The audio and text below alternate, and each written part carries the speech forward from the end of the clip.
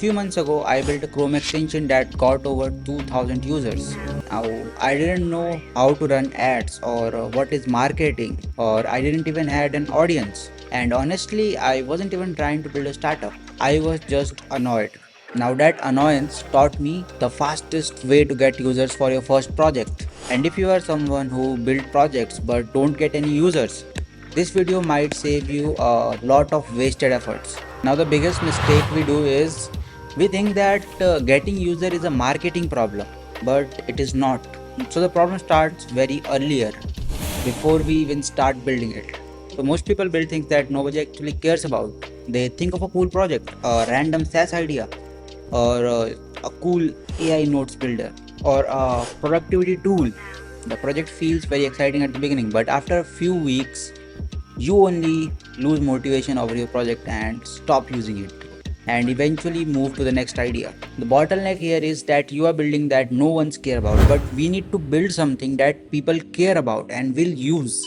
The problem is not that your idea is bad, it's that nobody is waiting for what you are building.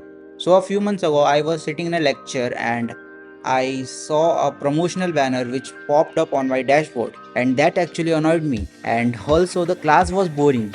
So I just thought, let's build a solution for this. And in that class, I simply built a Chrome extension which just removed the promotional banner.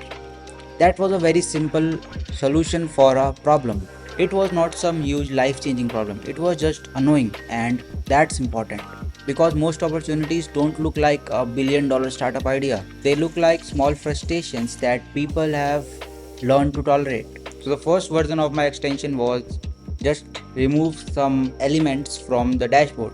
Then, as I kept using the dashboard, I got more ideas and more friction point to reduce. And eventually, one day, my friend noticed it, and he also wanted that on his dashboard. So that was my first user. Then more friends asked about it, and eventually I published it on the Chrome Web Store and shared it in some of my college groups, and it started spreading like wildfire. And today almost 2000 people are using it. Now here's the interesting part. People think that getting the first user is hard, but for me it was very easy. The hard part was listening to them. As people started using the extension, I got a lot of feedback like, this feature is not working, I want a new feature here. They told me what they liked and what they hated, and suddenly I was not guessing what they actually want. I had actual users telling me what to build next. And every time I improved the product, more people were using it. Today, that extension have more than 2000 users, including people from my college and outside my college too.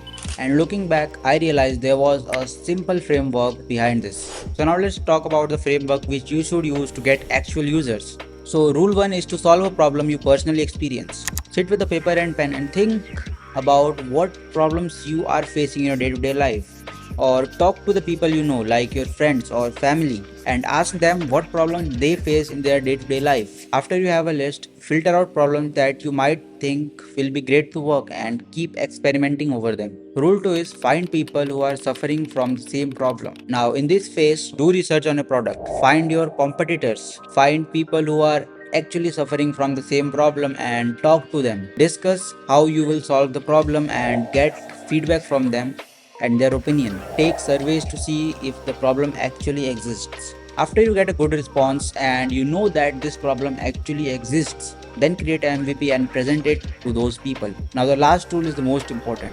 Get feedback and keep improving your product. This is the iteration phase. Get feedback from people using your app, like what are the bugs, what are the feature requests they want, what features actually help them, and what features are annoying, what thing you can implement so that they can use your product more easily. And keep repeating that cycle and improve your product over time, because the first users are not valuable as of numbers, they are valuable because they tell you what to build next. In the end, I will leave you with this. Most people think of a startup idea, build it for the next 6 months and get zero users. Instead of this, first notice an annoying problem, build small solutions and present it to people who are suffering from that problem. Give a solution to the affected people and get feedback and keep improving. This is how you can create your first few users, as early users come from problem proximity and user conversations, not any growth hacks. So don't spend this weekend building the next $1 billion startup.